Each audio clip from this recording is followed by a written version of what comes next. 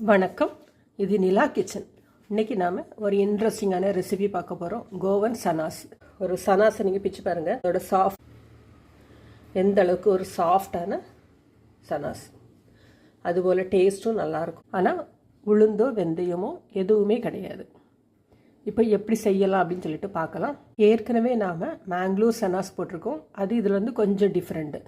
ஒரு ஏரியாலையும் ஒரு மாதிரி பண்ணுறாங்க. இது கோவா ஸ்டைல்.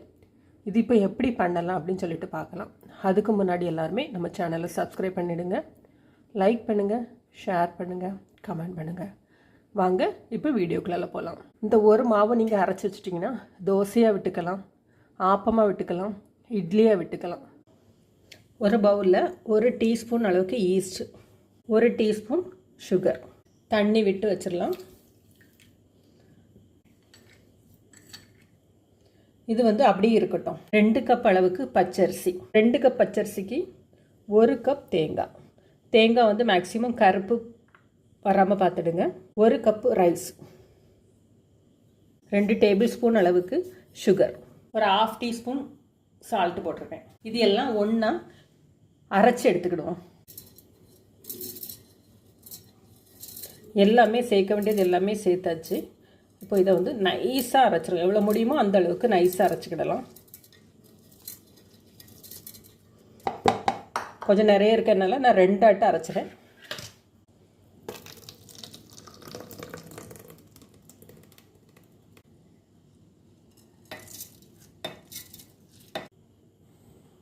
இது கூடவே ஈஸ்டையும் சேர்த்துடலாம். ஒன்றா சேர்த்து அரைச்சி எடுத்துருவோம். 2வது ட்ரிப்பும் நல்லா அரைச்சி எடுத்தாச்சு. இதை ஒன்றா நல்லா கலந்துருங்க. கலந்து நல்ல வெயில் டைம் அப்படின்னா ஒரு 2 மணி நேரம் போதும்.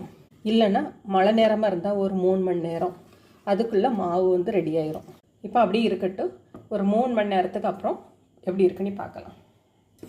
மழை நேரமாக இருந்தால் ஒரு 3 மணி நேரம், வெயிலாக இருந்துன்னா ஒரு 2 மணி நேரத்துலேயே மாவு வந்து ரெடி ஆயிரும். நம்ம ஈஸ்ட்டு சேர்த்துருக்கனால இனி இதில் எதுவுமே சேர்க்க வேண்டியதில்லை. அப்படியே மூடி போட்டு வச்சிடலாம்.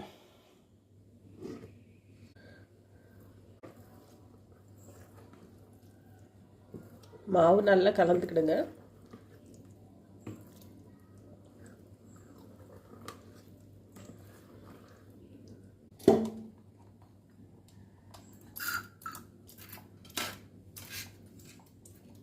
இது போல் பவுல் எடுத்துக்கிடுங்க.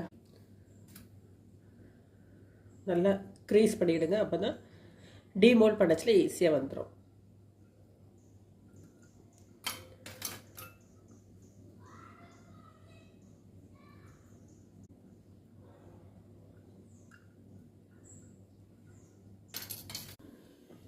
ஒரு பவுல்லையும் ஒரு 1/2 கப் விட்டால் போதும்.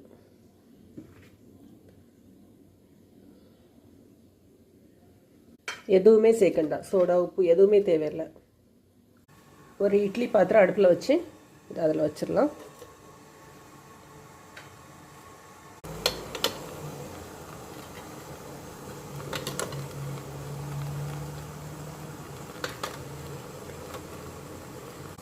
இதுக்கு மேலே ஒரு துணி போட்டுடலாம். துணி போட்டு இது போடுங்க. எதுக்காகனா நீராவி அடிக்காமல் இருக்கிறதுக்காக. ஒரு 10 நிமிஷம் அப்படி இருக்கட்டும். சனாஸ் விட்ட அதே மாவு, பேலன்ஸ் மாவை ஆப்பமாக விட்டுக்கலாம், தோசையாக விட்டுக்கலாம். இப்போ நான் ஒன்று ஆப்பம் வந்து விட்டு காமிக்கிறேன்.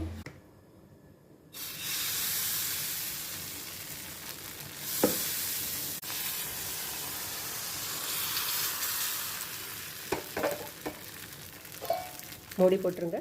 பாருங்கள், சூப்பராக ஆப்பம் ரெடி ஆயிரும். சூப்பராகிட்டு சாஃப்டாகிட்டு ஆப்பம் ரெடி. நம்ம சனாஸை வந்து டீமோல்ட் பண்ணிக்கலாம். இப்படி லைட்டாக இழுத்து விட்டிங்கனாலே வந்துடும். ரொம்ப ஒரு சாஃப்டான சனாஸ். இது போல் எல்லாமே எடுத்துருவோம்.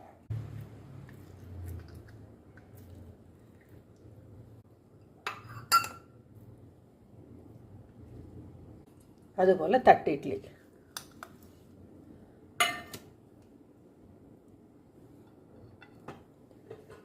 நம்மளோட சனாஸ் வந்து ரெடி ஆயிடுச்சு. இதே போல் நீங்களும் செஞ்சு பாருங்கள். செஞ்சு பார்த்துட்டு எப்படி இருக்குது அப்படின்னு சொல்லிட்டு ஃபீட்பேக் கொடுங்க. தேங்க்யூ.